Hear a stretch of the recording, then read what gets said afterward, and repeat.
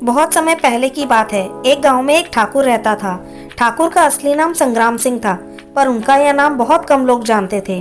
ठाकुर साहब के नाम से ही वे अपने इलाके में प्रसिद्ध थे। ठाकुर साहब बड़े ठाट बाट के आदमी थे, खाने पीने के बेहद शौकीन। जमीन काफी थी, पर उसकी आमदनी खाने पीने और ठाट बाट में ही उड़ जाती थी। ठाकुर साहब को पक्षी पालने का बड़ा शौक था। उनकी हवेली एक अच्छा खासा चिड़ियाघर बना हुआ था। इधर उधर पिंजरों में पक्षी लटकते नजर आते। इन पक्षियों में सबसे अधिक दर्शनीय एक उल्लू था, जो ठाकुर साहब को सबसे प्रिय था। वैसे देखने में उस उल्लू में ऐसी कोई खास विशेषता नहीं थी, पर ठाकुर साहब ने उसे एक विशेष आदत का अभ्यास करा दिया था। उनके आदेश पर वह सोने की गिन्नी को निगल जाता था और उनके आदेश पर गिन्नी को मुंह से उगल भी देता था। ठाकुर साहब ने उसे यहाँ तक अभ्यास करा दिया था कि वह एक बार में 5 गिन्नियां तक निगल जाता था और आदेश अनुसार उन्हें एक एक कर उगल देता था। अपने उल्लू की इस विशेषता को ठाकुर साहब ने किसी को नहीं बताया था। ठाकुर साहब की एक पुत्री थी। उन्हें उसका विवाह अचानक तय करना पड़ा और विवाह की तिथि भी 10 दिन आगे की ही निश्चित हो गई। बेटी का विवाह सिर पर और ठाकुर साहब ठन ठन गोपाल, एक पैसा पास नहीं। समस्या विकट थी, पर वे घबराए नहीं। उन्होंने तय कर लिया कि बेटी की शादी निश्चित तिथि पर ही धूमधाम से होगी।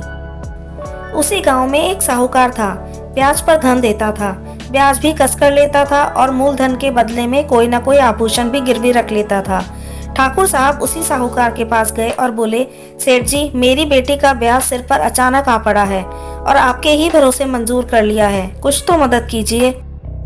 ठाकुर साहब की बात सुनकर साहूकार ने पूछा कि कितना रुपया चाहिए ठाकुर साहब। ठाकुर साहब बोले, यही कोई 10,000 से कम में काम चल जाएगा सेठ जी। अब 10,000 तो उस जमाने में मायने रखते थे। सुनकर पहले तो साहूकार चौंका, फिर कुछ सोचकर बोला, गिरवी रखने को क्या लाए हो ठाकुर साहब? गिरवी की बात सुनकर ठाकुर साहब चौंके, आश्चर्य से बोले, भाई लाया तो कुछ नहीं, मैं तो लेने आया हूँ। लेकिन क्या आपको मुझ पर विश्वास नहीं है जो ऐसी बातें कर रहे हैं? साहूकार ने दलील दी, विश्वास आप पर और आपकी नीयत पर किसे नहीं होगा, पर व्यापार में विश्वास से ही काम नहीं चलता। लेन देन का काम अपने नियमों पर ही चलता है।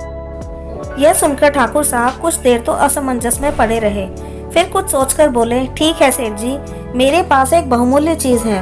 हालांकि उसे मैं किसी कीमत पर भी नहीं देता, पर बेटी का विवाह करना है, इसलिए मजबूरी में उसे ही मैं आपके यहाँ गिरवी रख देता हूँ।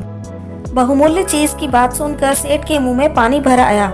उत्सुकता से बोले, ऐसी कौन सी चीज है आपके पास? ठाकुर साहब ने धीरे से सेठ के कान में कहा, एक उल्लू है सेठ जी, सुनहरी उल्लू। साहूकार चौंक कर बोला, उल्लू? सोने का उल्लू? कितने तोले का है? ठाकुर साहब बोले, सोने का बना हुआ नहीं, जीता जागता उल्लू है सेठ जी। यह सुनकर सेठ हंसा और बोला, आप भी मजाक करते हैं ठाकुर साहब, मैंने तो समझा कि 20-30 तोले का सोने का उल्लू होगा। अब ठाकुर साहब ने फुलझड़ी छोड़ी, बोले, अरे सेठ जी, यह उल्लू सोने की एक गिन्नी रोज उगलता है। सोने की गिन्नी की बात सुनकर सेठ की आंखें खुली की खुली रह गई। ठाकुर साहब समझ गए कि तीर चल गया है। वे अपनी बात पर और जोर देते हुए बोले, हाँ, सोने की गिन्नी, आप परीक्षा करके देख लीजिए। साहूकार मान गया। अगले दिन ठाकुर साहब उल्लू को 5 गिन्नियां खिलाकर साहूकार के यहाँ लाए। उल्लू को सामने बिठाकर कहा, उगल बेटा, और उल्लू ने एक गिन्नी उगल दी। दूसरे दिन भी ठाकुर साहब ने साहूकार के सामने एक गिन्नी उगलवाई और तीसरे दिन सेठ से कहा कि अब वे उल्लू को आदेश दें। साहूकार बोला, उगल बेटा, और उल्लू ने एक गिन्नी उगल दी। सेठ का मन बिल्लियों की तरह उछलने लगा। उसने तुरंत चांदी के 10,000 रुपए ठाकुर साहब के सामने रख दिए। ठाकुर साहब ने रुपए थैली में भरे और जाते जाते बोले, सेठ जी, आपके ये 10,000 जल्दी ही लौटाकर अपना उल्लू ले जाऊंगा। साहूकार मुस्कुराते हुए बोला, अरे ठाकुर साहब, कोई जल्दी नहीं है, आराम से लौटाइएगा। ठाकुर साहब चले गए। साहूकार उल्लू के लिए एक खूबसूरत पिंजरा लाया और उसमें उसे बिठाकर अपने सोने के कमरे में टांग दिया।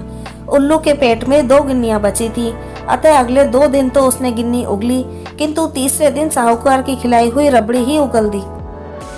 जब 2-3 दिन तक यह रबड़ी उगलने का कार्यक्रम चला तो साहूकार घबराया और नौकर को भेजकर ठाकुर साहब को बुलवाया।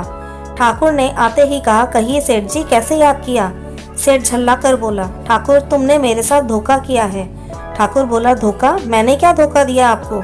सेठ ने गुस्से से कांपते हुए कहा, हाँ, तुमने धोखा दिया है, तुम बेईमान हो। ठाकुर के गुस्से को देखकर सेठ कुछ रुआंसा हो गया। कुछ सहमी आवाज में बोला, तुम्हारा उल्लू बेईमान है, वह 3 दिन से गिन्नी नहीं उगल रहा है। ठाकुर तो असलियत जानता ही था, मगर दिखावे के लिए पूछा, तो फिर क्या उगल रहा है? साहूकार ने माथा ठोक कर कहा, रबड़ी।